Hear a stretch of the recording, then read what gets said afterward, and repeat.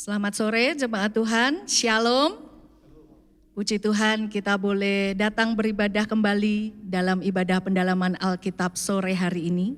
Mari kita mau menyiapkan hati kita, hidup kita untuk memberikan yang terbaik bagi Tuhan. Dan kita juga siap untuk menerima segala berkat rohani yang terbaik dari Tuhan sore hari ini. Mari kita datang dalam doa. Terima kasih Bapa di surga. Kami bersyukur bahwa anugerah-Mu, kebaikan-Mu sungguh besar dalam hidup kami. Kami bersyukur kami punya Tuhan yang hidup. Terpujilah gunung batu, ditinggikanlah kiranya Allah gunung batu keselamatan kami. Dan kami mau memberikan pujian yang tinggi bagi Engkau Tuhan, sebab Engkaulah Tuhan sumber kemenangan kami. Amen. Kami mau memuji nama-Mu selama-lamanya sampai selama-lamanya. Terpujilah nama-Mu yang mulia, yang ditinggikan mengatasi segala puji dan hormat. Terimalah persembahan kami Tuhan, kami percaya ketika Engkau bertahta atas pujian dan sembah kami, sesuatu yang besar dan sesuatu yang luar biasa terjadi sore hari ini. Di dalam nama Yesus kami berdoa dan mengucap syukur. Haleluya. Amin. Mari kita tinggikan Tuhan kita dengan sorak-sorai.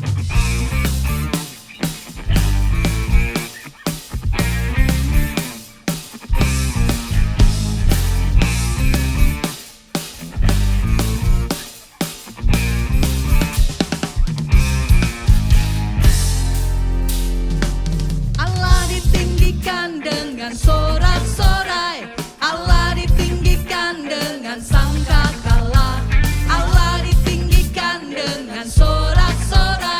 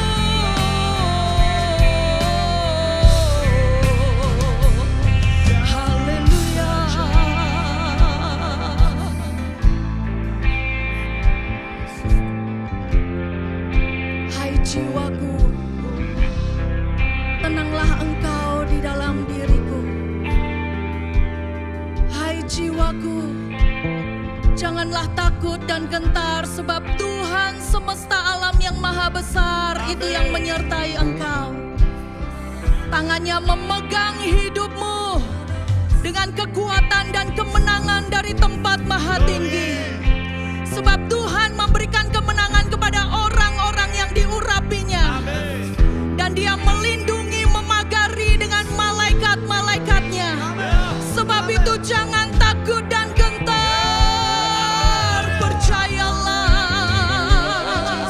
Percayalah, hai jiwaku, percayalah dan pujilah namanya.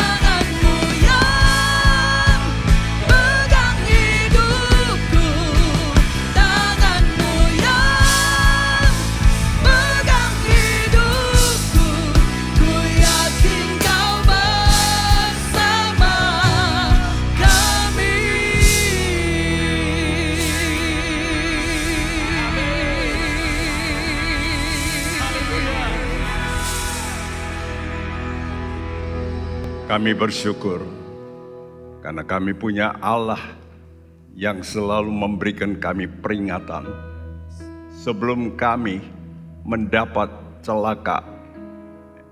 Engkau selalu memperingatkan kami supaya kami luput dari semua tragedi yang membuat kami merana. Tuhan, beri roh takut akan Tuhan. Beri kami hati seorang murid mendengar, melakukan dengan roh kehambaan. Kami mau belajar patuh kepada Tuhan.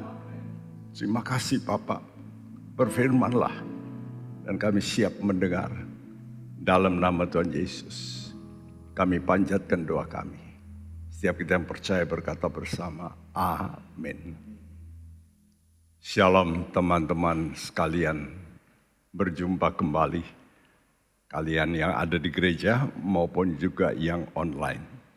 Saudaraku, kita menghadapi pimpinan tertinggi, Allah semesta langit.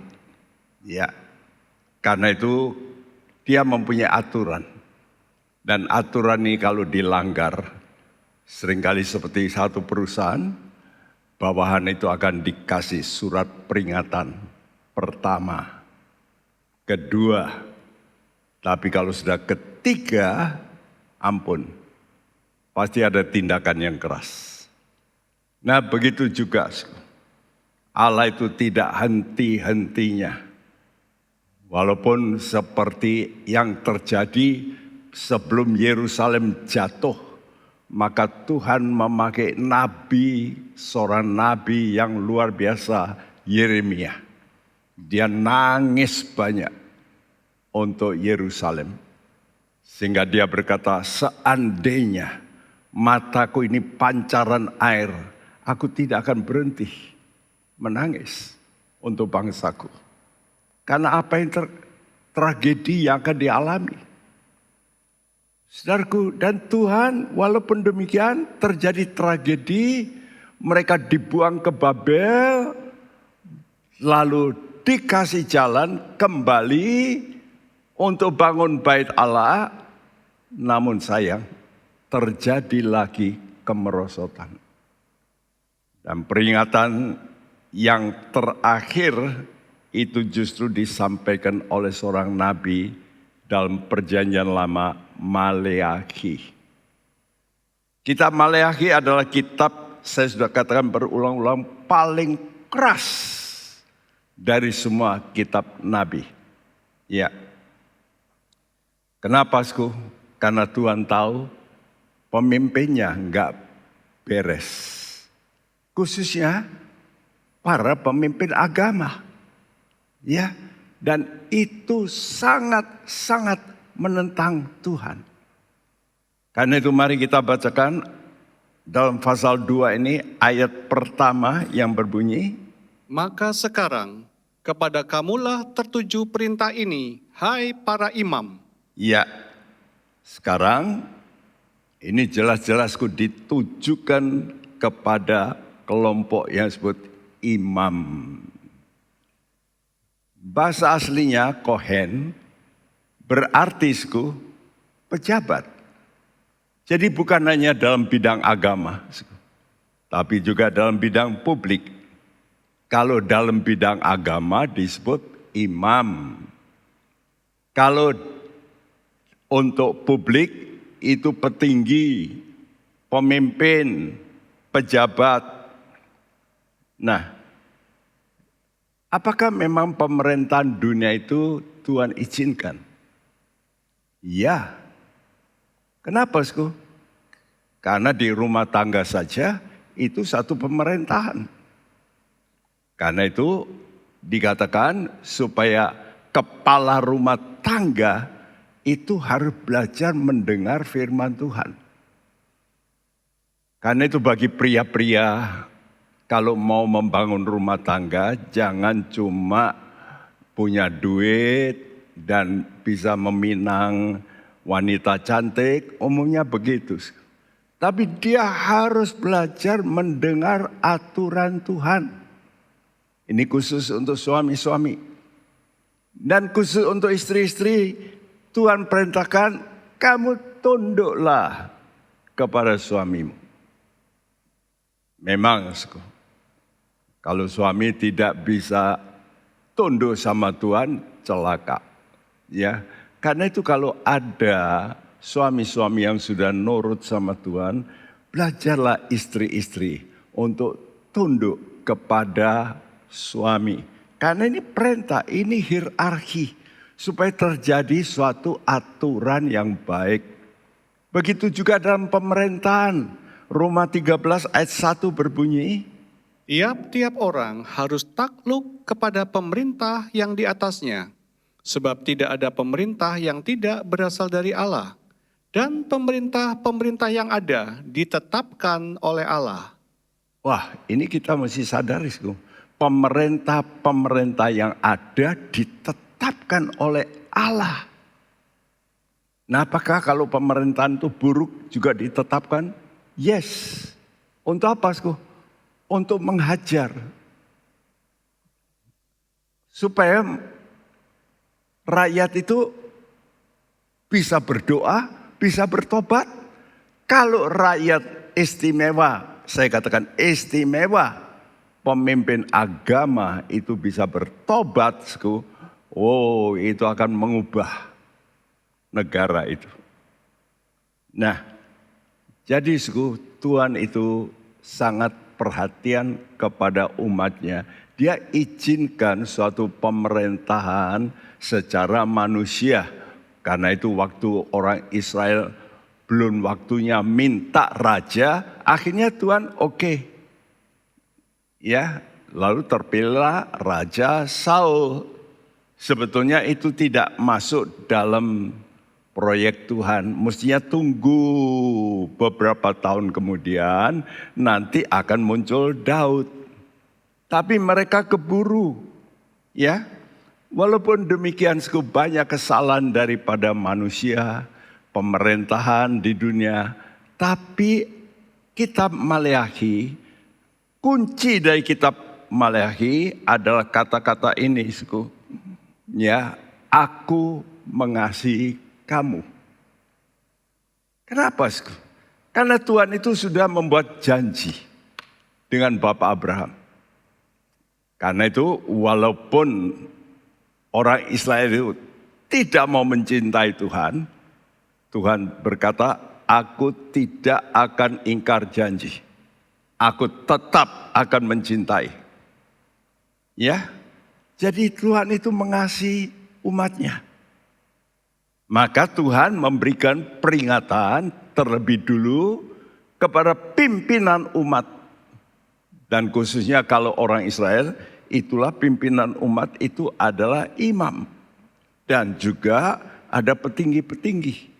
Ya, hakim-hakim dan lain-lain. Raja itu harus mendengar firman Tuhan. Bahkan diperintahkan dalam kitab Taurat supaya mereka menyalin kitab Taurat dan dibacakan. Luar biasa kalau Raja Yosia di akhir-akhir pemerintahan Israel yang merosot. Dia dengar firman Tuhan, dia bertobat, mengadakan suatu reformasi. Dan Tuhan selamatkan. Tapi penggantinya jatuh lagi. Nah, kenapa Tuhan itu tujukan pada pemimpin agama? Karena pemimpin agama inilah yang lebih dulu berbuat dalam alam roh. Kita tahu Tuhan itu memberikan kunci-kunci kerajaan sorga. Ya, Injil Matius 16 ayat 19 ditujukan pada Petrus saat itu, sayang bahasa Indonesia kata kuncinya itu single, tidak jamak. Mestinya kunci kerajaan sorga. Coba dibacakan Matius 16 ayat 19. Kepadamu akan kuberikan kunci-kunci kerajaan sorga. apa yang kau ikat di dunia ini akan terikat di surga, dan apa yang kau lepaskan di dunia ini akan terlepas di surga. Ya, kepadamu akan kuberikan kunci-kunci, bukan cuma satu. Jadi kerajaan sorga itu ada kunci untuk ini, untuk itu, untuk suku kemakmuran, untuk peraturan, untuk pernikahan. Ada kunci-kunci. Ya, kepadamu akan kuberikan kunci-kunci kerajaan sorga. Dan apa yang kau ikat di dunia ini akan terikat di sorga. Dalam terjemahan Amplified dibalik. Apa yang sudah terikat di sorga itu akan terikat di bumi. Itu lebih tepat. Ya, jadi oleh karena itu pimpinan-pimpinan pendoa seringkali berkata, aku ikat roh-roh jahat. Supaya apa? Supaya tidak terjadi. Jadi lebih dulu di alam roh terjadi peperangan rohani. Nah, teguran Tuhan atas pemimpin yang salah pakai otoritas. Ada pemimpin-pemimpin yang salah memakai otoritas. Contohnya kelompok orang-orang Farisi, ahli-ahli Taurat, ya, lalu juga yang disebut Sanhedrin, mahkamah agama, itu Tuhan tegur keras bukan main. Dalam Injil Matius 23 ayat 13.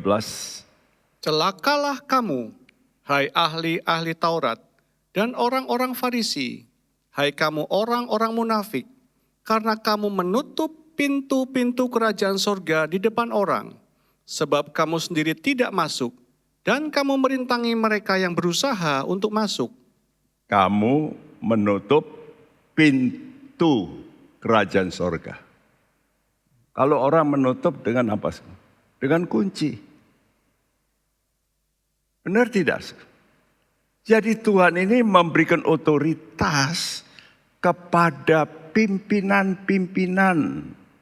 Khususnya pimpinan yang bergerak dalam mengatur moral, keagamaan. Ya, karena ini akan mempengaruhi hal-hal yang lain. Seperti kata Tuhan, carilah lebih dulu kerajaan Allah dan kebenarannya. Maka semuanya akan ditambahkan. Jadi kalau benar, pasti yang lain-lain itu akan baik nantinya.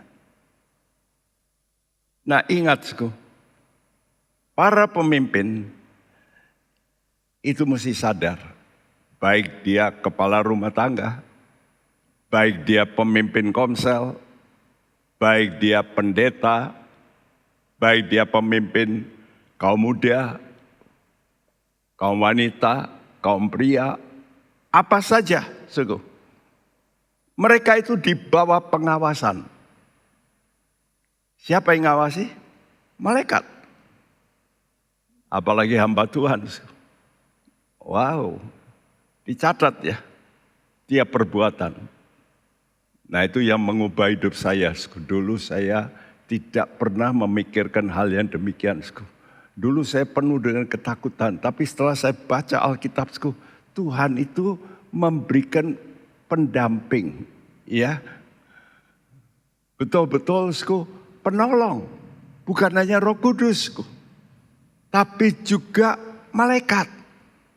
Bahkan seperti saya katakan, seringkali orang tidak melihat, seperti saya khotbah begini, ada orang yang pernah memberitahu kepada saya, Pak Bekti, kalau Bapak khotbah itu di samping Bapak ada malaikat. Waktu dulu saya cetak, saya bagikan. Nah, dia melihat malaikat itu seolah-olah memberikan lembaran itu. Ya, lalu saya menyampaikan. Dan itu benar. Kalau sudah baca surat Ibrani 2, jelasku bahwa Taurat pun itu diberikan dengan perantaraan malaikat. Jadi ini adalah roh yang bergerak. Nah ini yang mengawasi, ya mencatat. Dalam kitab Daniel 4 ayat 25 dikatakan, yang maha tinggi berkuasa atas kerajaan manusia. Karena itu kita mesti hati-hati dengan otoritas. Jangan sampai kita salah pakai otoritas kita. Kunci yang Tuhan berikan jangan sampai salah. Ada orang sudah dikasih kunci, dia lalu oleh karena tamak, lalu dia garong. Ya. Nah, ya Tuhan itu kasih jatah. Kadang-kadang dibuka perbendaranya. Tapi dia kasih tahu, kamu boleh ambil 1 miliar. Ada orang bukan ngambil 1 miliar, dia ambil rebut. Wah, dia melanggar otoritas. Dan Tuhan berkata pada orang Farisi, celaka kamu. Karena orang Farisi ini banyak menjadi ahli Taurat. Dan orang Farisi lah yang memberikan hukum-hukum di samping, yaitu hukum Taurat 10 itu. Tambah. Ya, saudara, mereka menutup pintu. Nah karena itu kita sebagai anak-anak Tuhan juga mesti dengar peringatan Tuhan. Saya waktu membaca ini, waduh hati-hati kita sebagai pemimpin. Khususnya pemimpin rohani. Itu sangat-sangat riskan kalau dia tidak benar, tidak jujur. Saya sudah katakan, untuk masa depan itu harus 3 hal, yaitu apa? Hati tulus, jujur, suka damai. Maka kamu akan ada masa depan. Ingat-ingat ya ayat yang kita hafalkan, Mazmur 37 ayat 37. Ingat gampang lah, 37. Bagi orang yang tulus, jujur, suka damai, ya itu outputnya, ada masa depan nanti. Jadi dimulai oleh hati. Hati yang siap sebagai hamba mendengar peringatan Tuhan. Karena itu kalau orang betul-betul takut akan Tuhan, ya itu hamba yang benar itu mesti ada rasa takut kepada Tuannya. Nah kalau takut pasti aman dia. Oleh karena itu mari kita dengarkan Maleakhi 2 ayat 1 dan 2. Maka sekarang kepada kamulah tertuju perintah ini, hai para imam. Jika kamu tidak mendengarkan dan jika kamu tidak memberi perhatian untuk menghormati namaku, firman Tuhan semesta alam, maka aku akan mengirimkan kutuk ke antaramu dan akan membuat berkat-berkatmu menjadi kutuk. Dan aku telah membuatnya menjadi kutuk, sebab kamu ini tidak memperhatikan. Ya, wah saya dulu tidak memperhatikan. Karena itu betapa pentingnya yang disebut PA, pendalaman Alkitab. Kalau saya tidak dalami, saya tidak membaca dengan baik. Seringkali kita dengar berkat kutub, ya, itu pun sudah ditulis dalam hukum Musa. Ya. Tapi sekarang dalam kitab Maleakhi ini beda. Kenapa beda? Ya. Di sini katakan jika kamu tidak mendengarkan dan kamu tidak memberi perhatian. Jadi setelah kita mendengar, kita ini mesti perhatian untuk menghormati nama Tuhan. Dan Tuhan tegaskan firman Tuhan semesta alam. Artinya aku dengan pasukan untuk akan memerangi orang yang tidak mau dengar. Ya. Lalu di sini saya waktu baca, aku akan mengirimkan kutuk, akan. Ya. Dan membuat berkatmu menjadi kutuk. Tapi waktu saya lanjutkan, dan aku telah membuatnya menjadi kutuk. Jadi waktu permulaan, saudaraku, disampaikan itu aku akan, ya. Tapi Tuhan tahu berjalannya dengan waktu, walaupun sudah ditegur, para imam ini bandel. Nah, ini Allah Maha Tahu. Sehingga dia itu bisa berkata, aku telah membuatnya menjadi kutuk. Waktu saya baca ini saya kaget. Oh, jadi kitab Maleakhi ini vonis. Sudah SP3 ini, nggak bisa diubah. Iya? Waktu saya baca ini, oh pantas.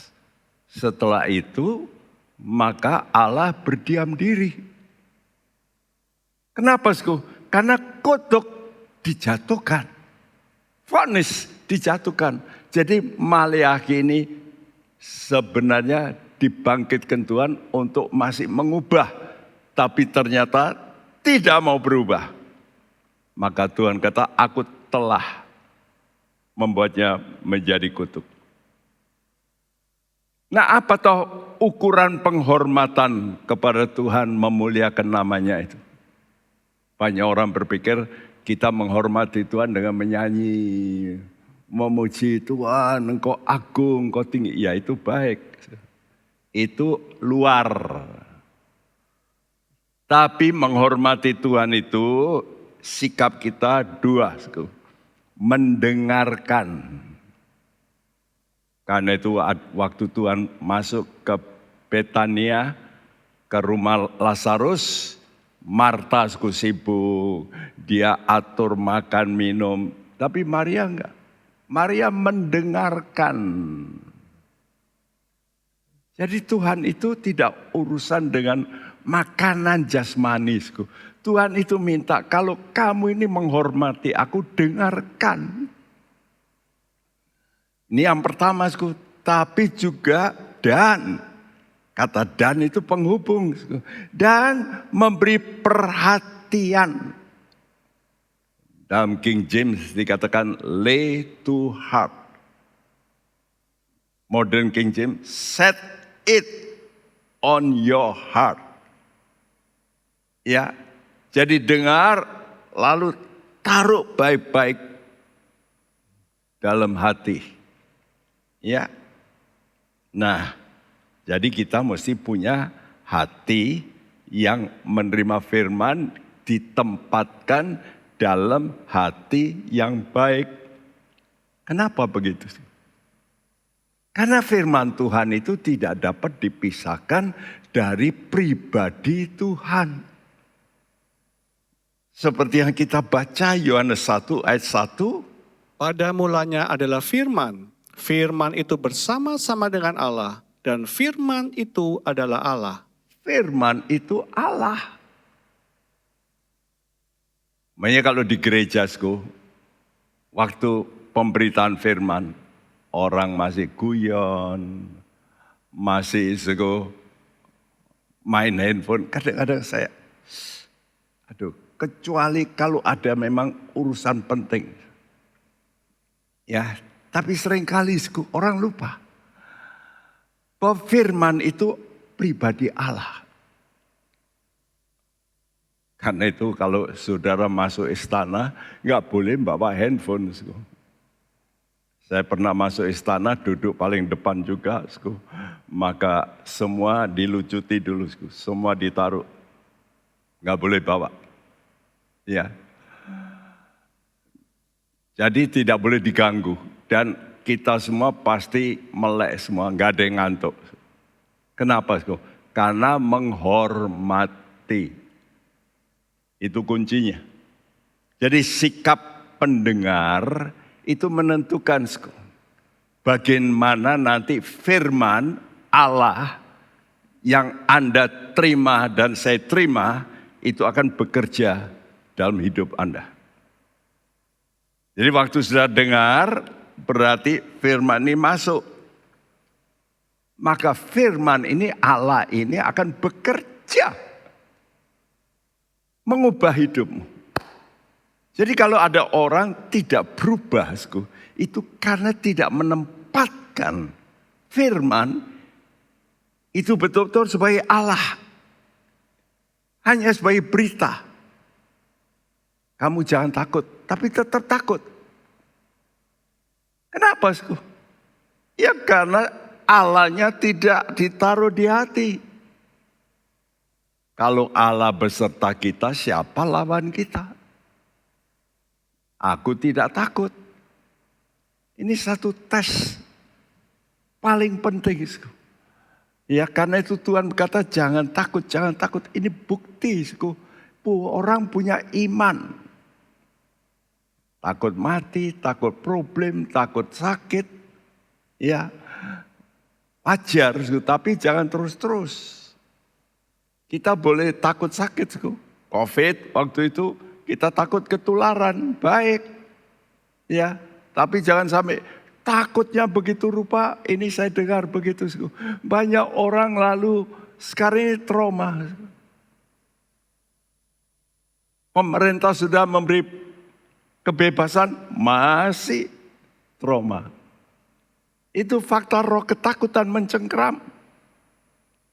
Itulah sebabnya Tuhan memberi perumpamaan penabur bahwa benih itu, firman itu bisa jatuh di jalan, tanah berbatu, atau tanah yang berduri, atau tanah yang baik. Nah kalau tanah yang baik, tanahnya tidak bekerja. Apanya yang bekerja? Biji itu yang bekerja. Biji itu mekar, lalu dia tumbuh, ya asal dikasih tanah yang baik. Begitu juga, kalau Tuhan kita tempatkan di hati kita, Dia akan bekerja.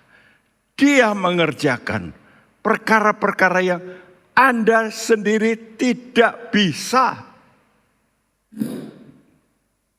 Ya bisa melakukannya. Ya. Karena itu ingat, saudaraku, sikap kita terhadap firman itu akan menentukan. Menentukan apa? Berkat atau kutuk. Wow. Waktu saya baca ini, maka aku ubah berkat-berkatmu menjadi kutuk. Ya. Ini karena apa? Karena imam pada zaman Maliahi sudah mendengar tapi tidak memperhatikan. Jadi kuncinya itu memperhatikan ini. Bukan mendengar, banyak orang mendengar tapi tidak memperhatikan. Karena itu saya harap saudara-saudara kalau dengar firman Tuhan itu benar-benar konsentrasi. Hormatilah firman sebagai pribadi yang dapat mengubah hidupmu menjadi hebat. Itu pasti. Maka Tuhan berkata seperti ini. Aku telah membuatnya menjadi kutuk, sebab kamu ini tidak memperhatikan. Aku telah, ini vonis. Alasannya, karena kamu tidak memperhatikan. Karena itu saya tulisku, vonis imam perjanjian lama dienyahkan. Jadi di mana toh Tuhan itu cut? Oh oke. Kalau begitu keimaman Harun itu aku cut. Potong.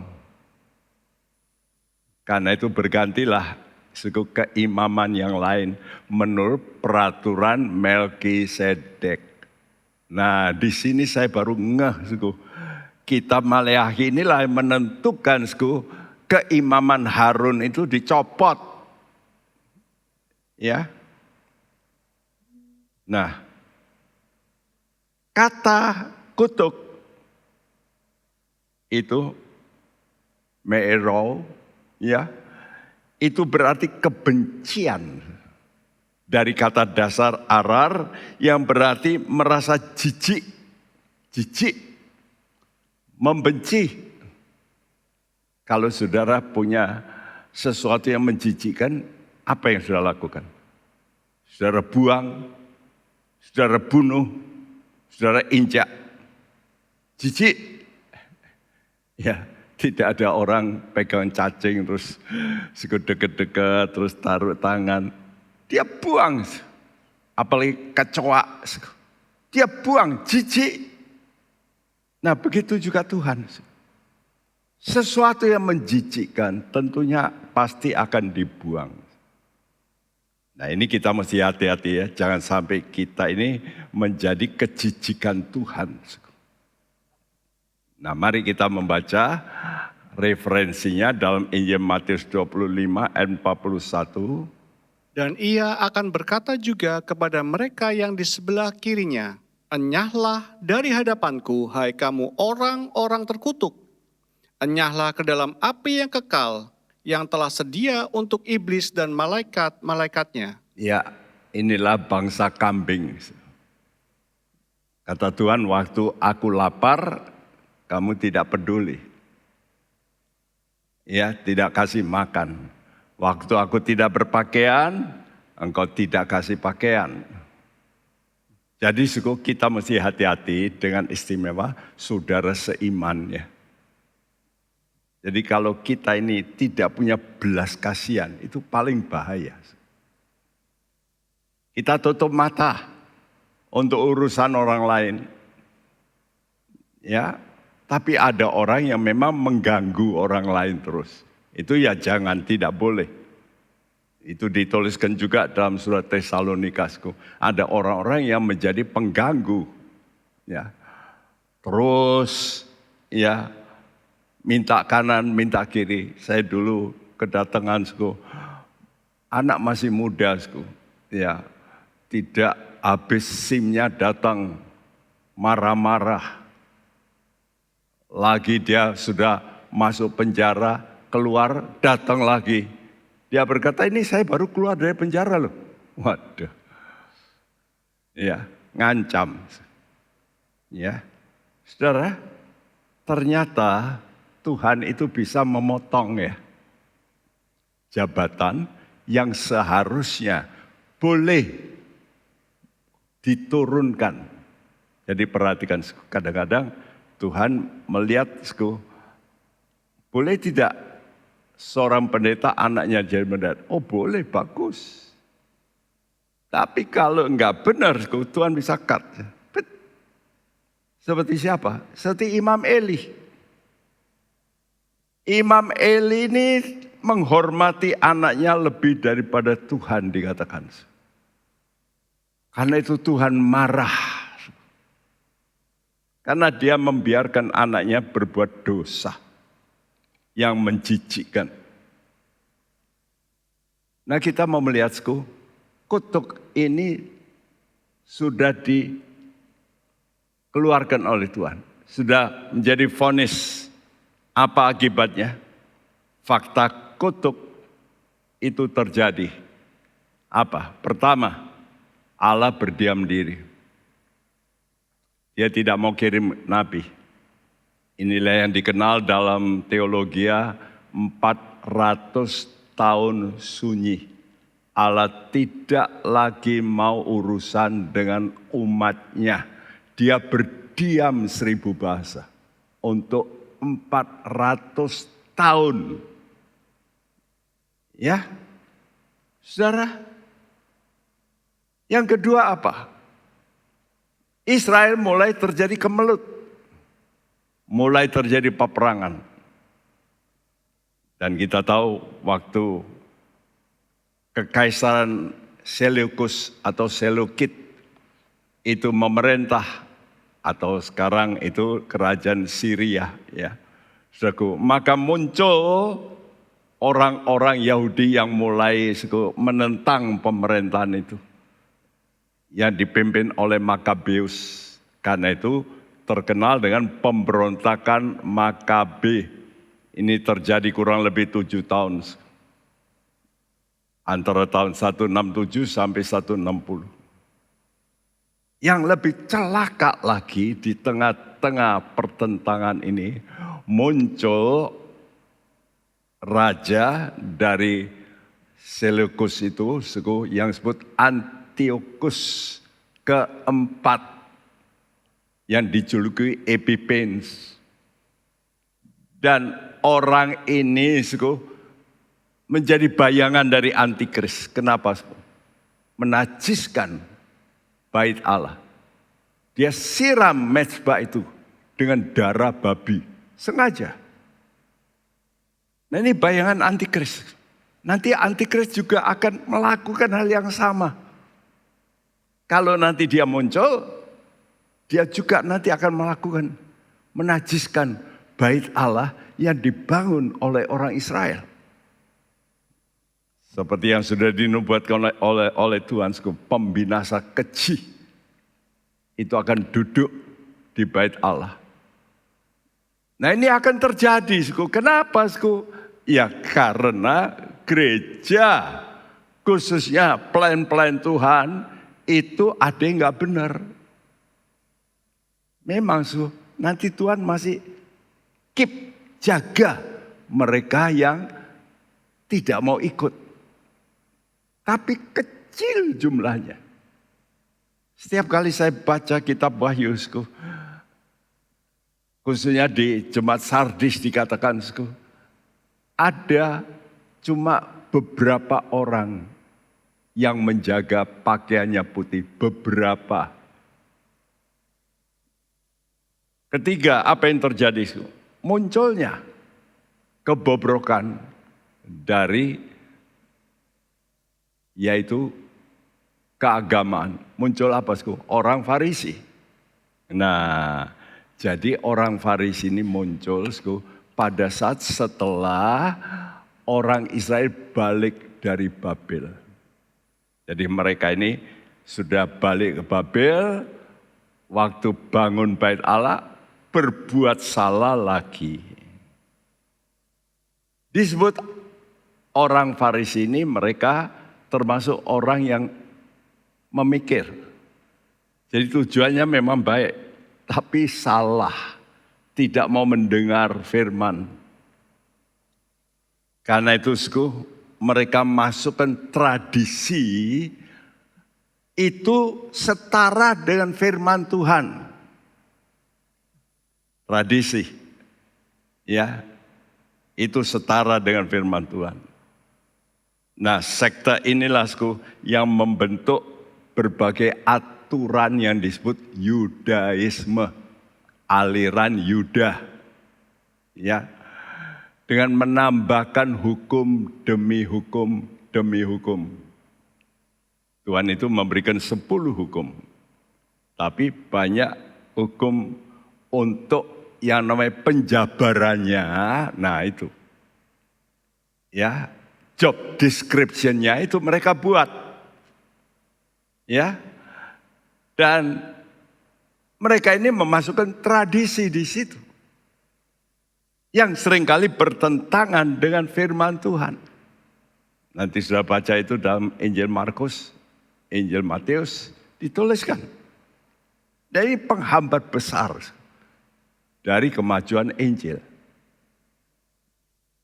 Lalu muncul lagi kelompok yang berikut. Orang Saduki dan orang Herodiani. Orang Saduki itu biasanya sudah ini memang satu model dengan orang Herodiani. Kita tahu Herodiani ada nama Herodes. Jadi orang yang mempunyai keinginan berkuasa dalam pemerintahan. Ada beberapa hamba Tuhan yang ingin menjadi orang yang politik.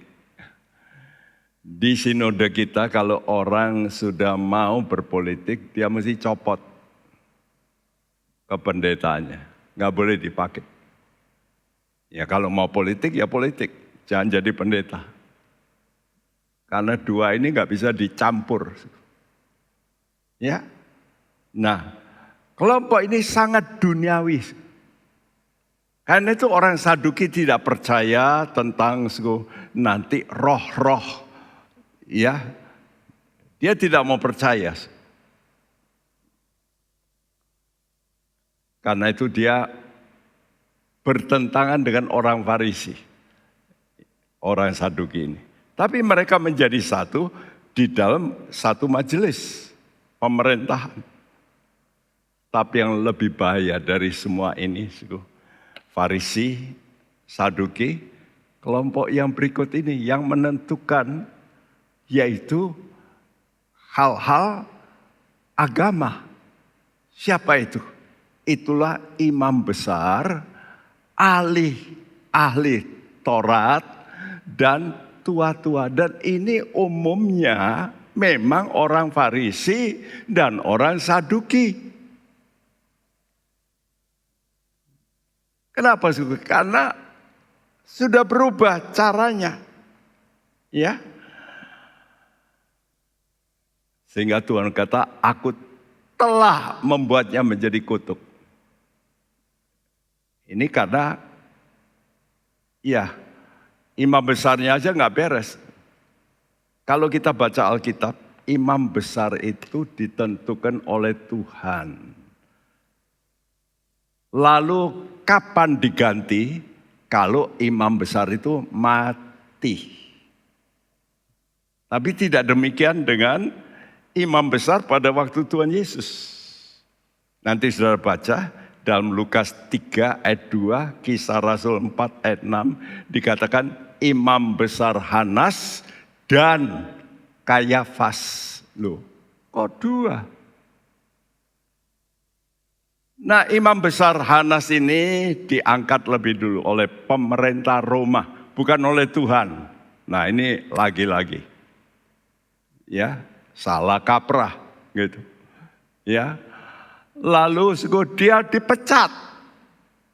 Tapi walaupun dipecat, karena ini sekarang yang melanjutkan mantunya. Mantunya masih dibayang-bayangi oleh imam besar Hanas ini. Jadi apa-apa harus tanya sama Hanas. Nah, ini sudah kacau. Tidak sesuai dengan Alkitab. Tidak heran. Ya, keadaan demikian inilah Yesus persis datang untuk memperkenalkan Anda semua gagal. Maka Allah mengutus saya, Yesus, sebagai imam besar. Akulah imam yang sejati. Kenapa? Aku mau mati untuk kalian. Kalau Anda memotong domba, mengeluarkan darah, tapi darah binatang. Tapi aku, kata Yesus, menyerahkan nyawaku. Dia memang benar sebagai pengantara. Karena imam itu harus jadi pengantara antara Allah dan manusia. Karena itu Yesus itu Allah tapi juga manusia. Dia betul-betul pengantara yang paling pas. Dia tidak punya dosa, tidak punya kepentingan untuk duniawi, enggak ada. Ya. Karena itu waktu Yesus menyatakan dirinya sebagai anak Allah, lalu bertindak sebagai nabi, ya, dan juga kadang-kadang dia bertindak sebagai imam karena dia berkata dosamu sudah diampuni. Wih, itu kan imam. Maka imam, ya, ahli Taurat, orang Farisi, Saduki, wah, mau membunuh Yesus. Nah, jadi jangan heran, kenapa Yesus itu dibenci oleh orang Farisi dan Saduki.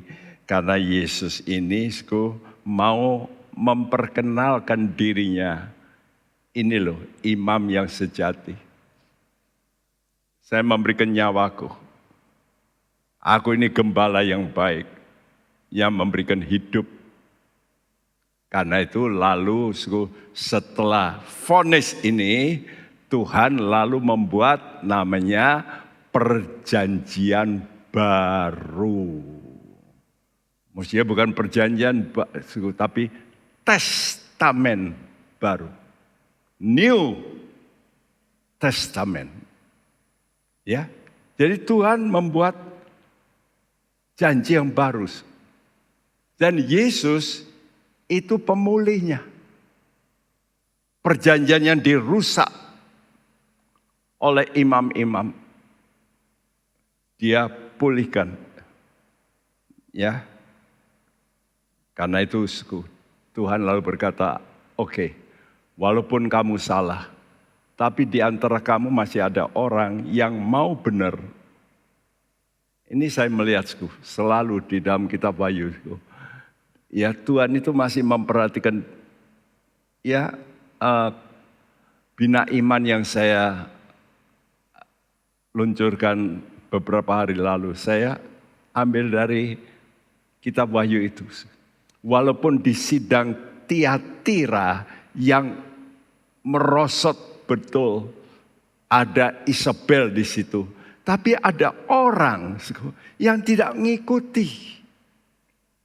Karena itu saya katakan, satu gereja yang pada umumnya jelek gereja itu. Memang ada yang begitu melanggar. Tapi saya yakin, di tengah itu masih ada orang yang baik. Ya mungkin karena dia ikut orang tuanya atau dia ikut anaknya yang harus ke gereja dan dia di tempat itu enggak ada gereja lain kecuali itu. Tapi hatinya tidak mau mengikuti yang salah. Karena itu Tuhan kata, jikalau kita tidak setia, Tuhan tetap setia. Dia tidak bisa menyangkal perjanjian. Dia tetap pegang perjanjian. Walaupun manusianya sudah tidak pegang janji. Tapi janji Tuhan itu kan berlaku untuk keturunan.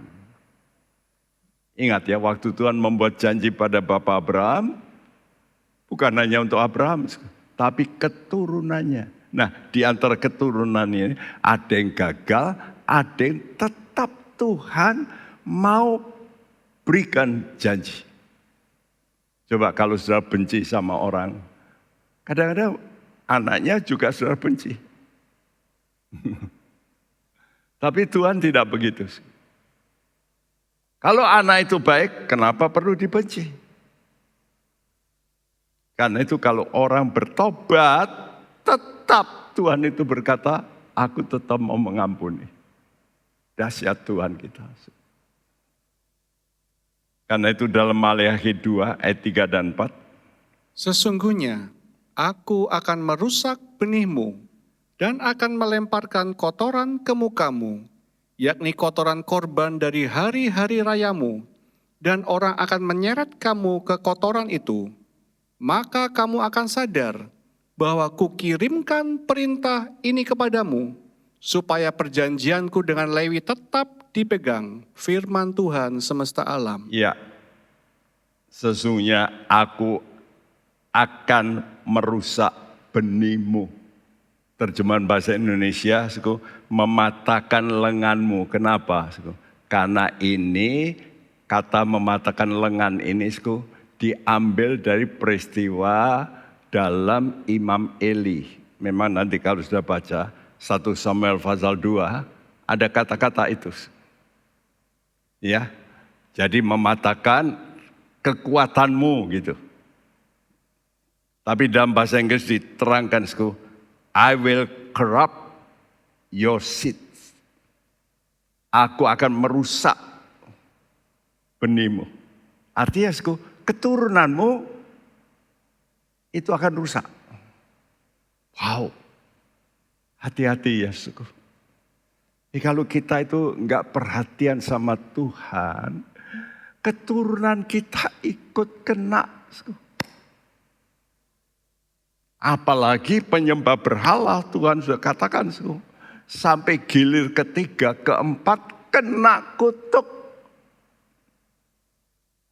Karena itu bapak-bapak, ibu-ibu, hati-hati.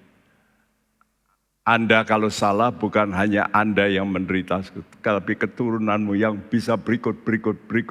Bisa keturunan ketiga, keempat bisa mengalami. Kalau mereka tidak bertobat terus. Dan Tuhan kata, aku akan melemparkan kotoran, menyeret kamu ke kotoran itu. Maka kamu akan sadar, kukirimkan perintah ini kepadamu, supaya perjanjianku dengan Lewi tetap dipegang. Ya, jadi Tuhan itu memberi vonis supaya perjanjian Lewi tetap dipegang. Semua janji Tuhan sifatnya kekal. Enggak ada janji Tuhan itu tidak kekal. Janji Tuhan itu kekal. Tapi dengan syarat. Ingat ya, janji selalu dengan syarat. Syaratnya kalau janji itu dipegang. Jadi kalau Tuhan berjanji, lalu syaratnya dipenuhi, dipegang, Tuhan pasti menggenapi. Karena itu saya percaya, janji-janji dalam perjanjian lama, walaupun itu hukum Taurat, kalau saudara menggenapi, Tuhan akan pegang janji itu. Ya.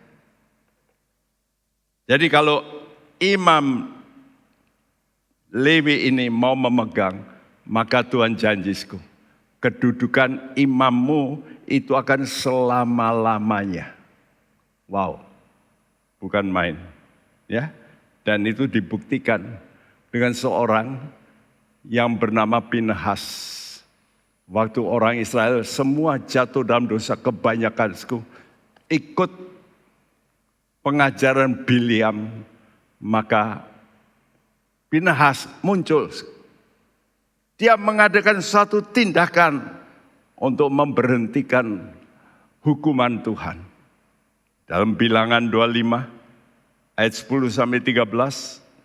Tuhan berfirman kepada Musa, Pinehas, anak Eleazar, anak Imam Harun, telah menyurutkan murkaku daripada orang Israel, oleh karena ia begitu giat membela kehormatanku di tengah-tengah mereka, sehingga tidaklah kuhabisi orang Israel dalam cemburuku.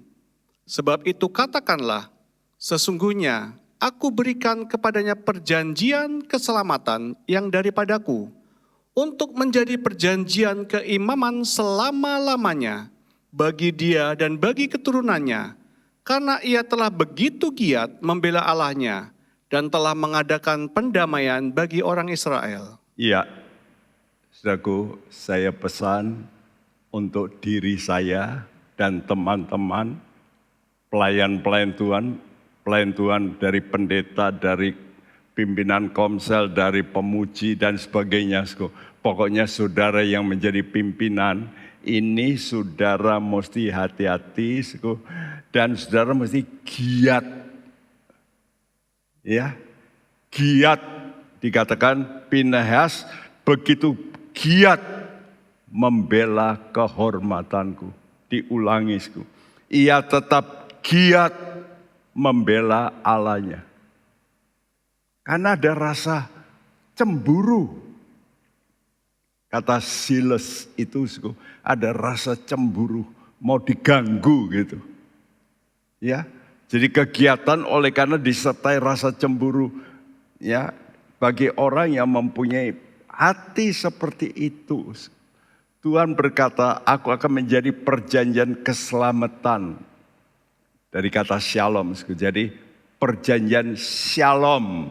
Shalom ini artinya selamat, bahagia, damai, dan seterusnya. Shalom. Jadi Tuhan akan kasih perjanjian shalom untuk menjadi perjanjian imam selama-lamanya. the covenant of an everlasting priesthood. Jadi akan terus. Kalau begitu, saudaraku, walaupun dipotong oleh Tuhan, tapi bagi orang yang mau bertobat, Tuhan masih kesempatan. Karena kita nanti di sorga menjadi imam. Ya.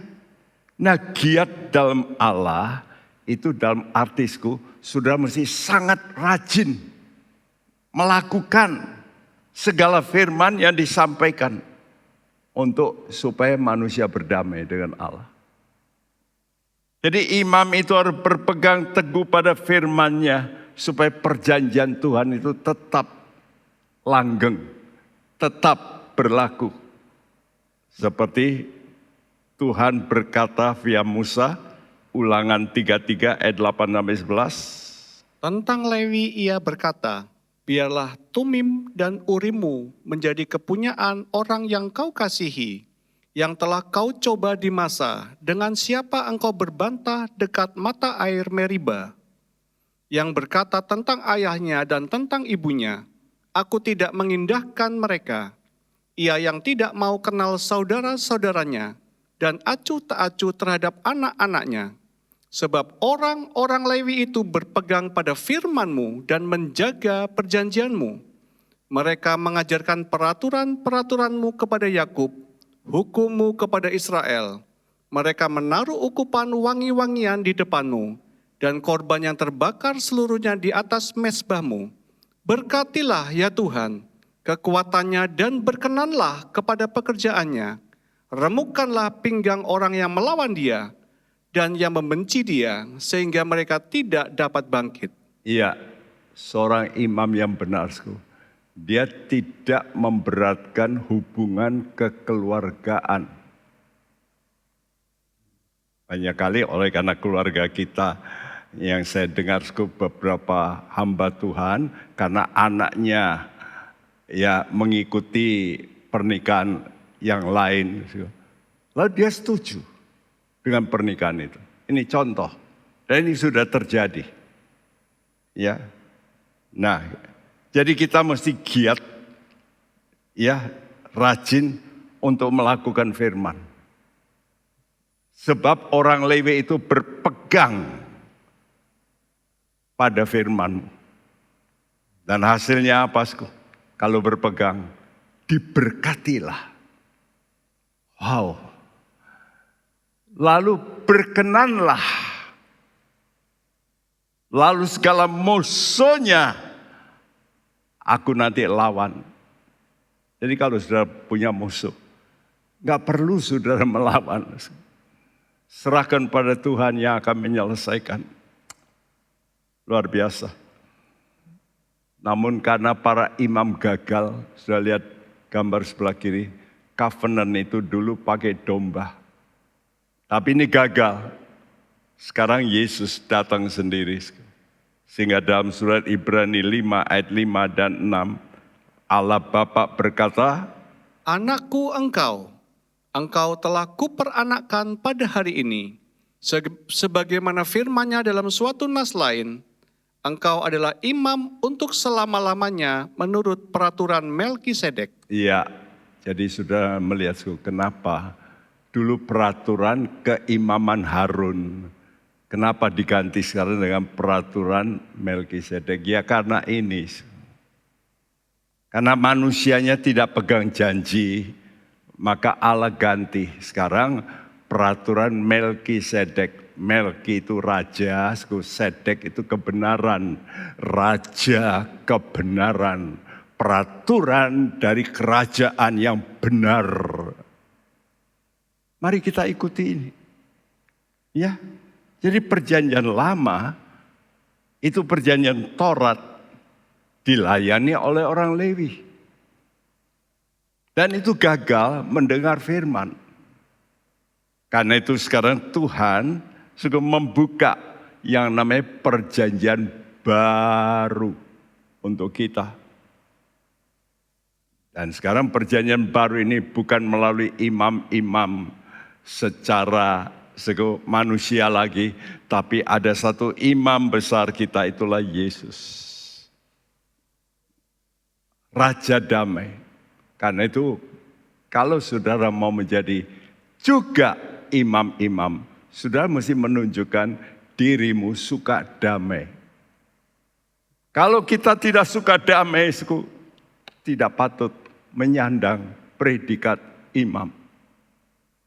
Karena imam itu mediator.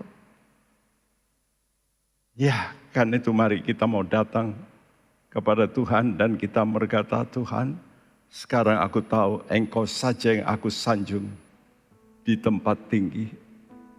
Engkaulah imam yang sejati. Aku mau hormati Engkau.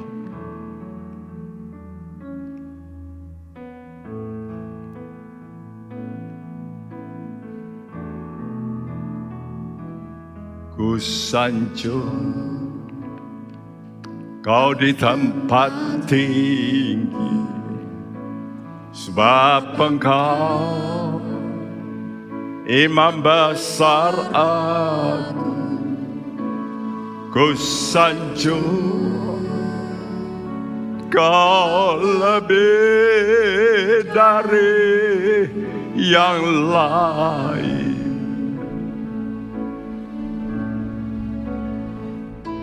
Dan ku datang menyembah-Mu Tuhan.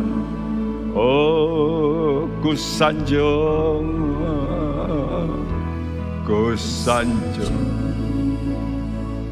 Kau di tempat tinggi, sebab Engkau imam besar agung. Ku sanjung Kau lebih dari yang lain.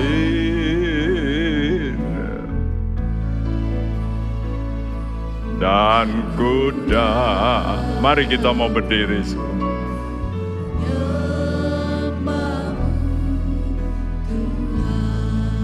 Oh, Kau kutinggikan,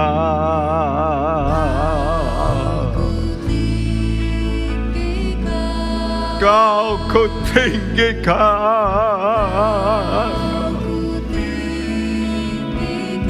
Kau kutinggikan.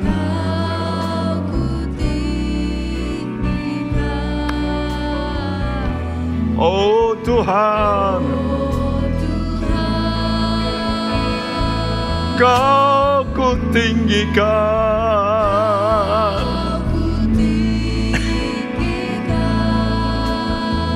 Kau kutinggikan.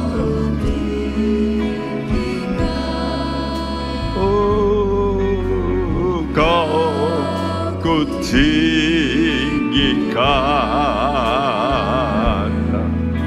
Oh Tuhan, saya minta kita menyanyi dari hati kita. Benar-benar kita melihat Yesus yang memberikan nyawanya untuk dosaku, dosa Anda. Mari kita ada rasa syukur, jangan sekedar menyanyi, tapi ada rasa hutang budi yang besar yang tidak bisa dibayar. Pandang kepada salib, itu yang menyebabkan engkau betul pada jalan yang benar, pada track yang tidak salah. Mari kita mau memandang Yesus, imam besar kita, yang memberikan hidupnya untuk kita. Ku sanjung Kau di tempat tinggi, sebab Engkau imam besar agung. Amin Tuhan. Ku sanjung Kau lebih dari yang lain.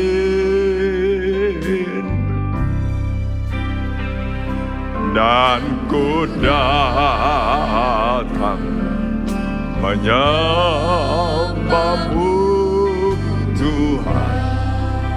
Katakan ku sanjung, amin Tuhan.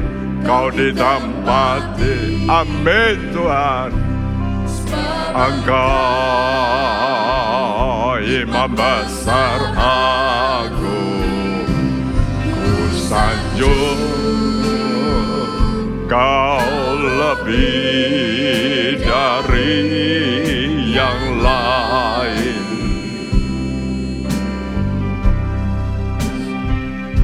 Dan ku datang menyembah-Mu Tuhan. Kau ku sembah, ku sembah Tuhan. Ya Tuhan, kami mau sembah Engkau.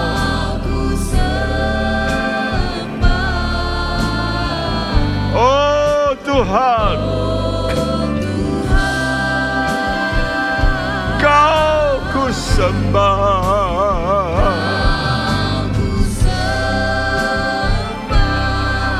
Kau ku sembah.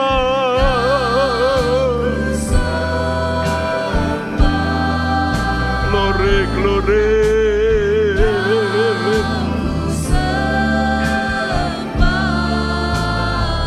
Haleluya. Oh, Kau ku sembah.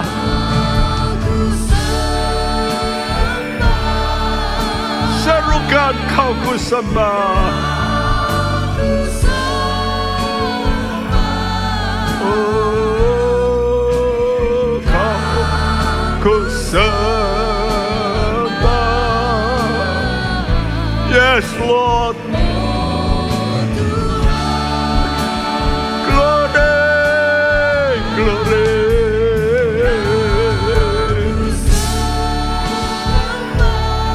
Kau ku sembah.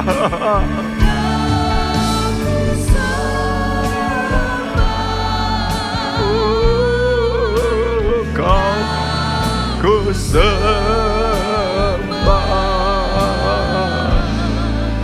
Oh Tuhan, Kau ku sembah. Oh Tuhan, oh Kau ku sembah. Kau ku sembah.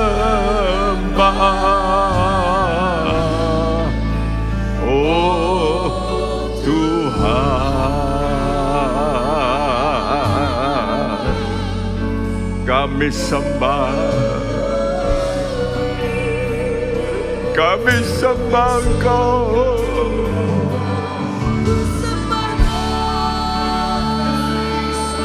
Kami sembah Engkau.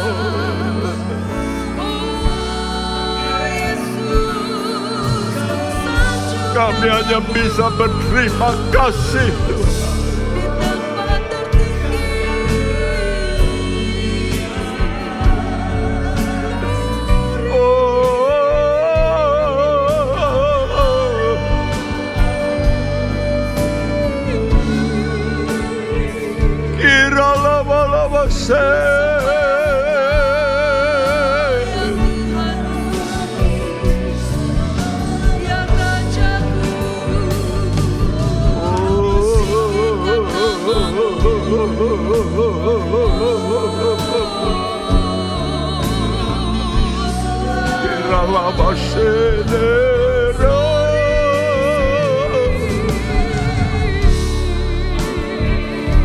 Haleluya, haleluya, haleluya.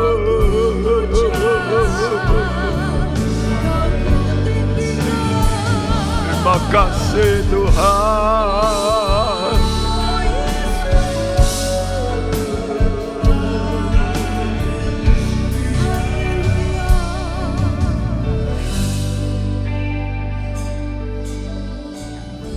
kami akui Engkau adalah Tuhan, pemilik hidup kami.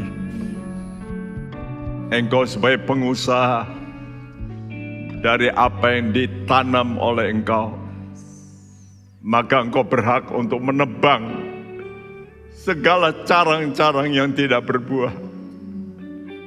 Tuhan, marilah Tuhan bekerja di tengah kami, supaya kami jangan satu kali ditebang seperti keluarga Eli. Tapi Tuhan, kami mau supaya perjanjian keimaman menjadi perjanjian yang kekal, Tuhan.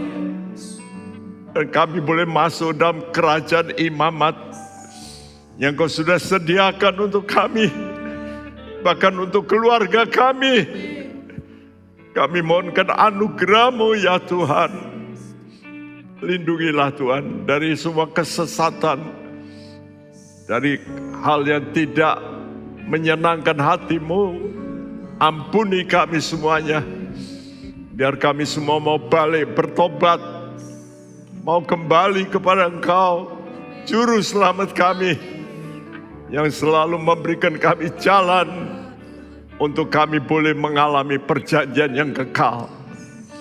Kami bersyukur buat kasih setia-Mu Tuhan, karena perjanjian-Mu adalah perjanjian yang kekal bagi kami. Karena itu tolong kepada kami sekalian, supaya kami semua boleh tiap kali bertobat dengan benar, dan kami mau kembali pada posisi yang Kau janjikan. Terima kasih Bapa, terima kasih, terima kasih. Kami berdoa bagi rekan-rekan Tuhan, umat-Mu di Turki, di Syria. Begitu banyak yang harus menderita. Sadarkan dan biar Tuhan bicara supaya kesempatan ini lebih banyak orang bertobat, datang kepada Engkau sebagai penebus dan juru selamat. Tolong juga negara dan bangsa kami. Engkau lindungi Tuhan, istimewa menjelang pemilu yang akan datang. Engkau jagai Tuhan negara kami. Kami mohonkan anugerah Tuhan. Terima kasih. Dan kami mau menerima berkat-Mu. Kami tadakan tangan kami, Saudaraku, terimalah berkat, anugerah sejahtera daripada Allah Bapa kita, dari Tuhan kita Yesus Kristus, dalam persekutuan Roh Kudus. Tuhan memberkati engkau dan melindungi engkau, menyinari engkau dengan wajah-Nya, dan memberi engkau kasih karunia, menghadapkan wajah-Nya padamu, dan memberikan engkau damai sejahtera. Mulai hari ini sampai Maranatha, Dia datang kembali. Dan setiap kita yang percaya berkata bersama, amin. Tuhan memberkati kita semua. Amin. Hai Inspiration People, jangan lupa untuk mengikuti iGen Online Service setiap Sabtu jam 5 sore di YouTube channel Generasi Inspirasi. God bless. Penyaluran kolekte maupun persembahan lainnya dapat dilakukan melalui transfer ke nomor rekening gereja dengan nomor 009 707 2071 atas nama Megawati dan Lee Irwande, atau dengan scan QR Code berikut ini. Bagi jemaat Tuhan yang rindu mendapatkan informasi seputar kegiatan gereja, renungan harian, dan lain-lain melalui WhatsApp gereja, Anda dapat mendaftar dengan cara ketik BC spasi on dan mengirimkan ke WA gereja dengan nomor 0815 7802 2000.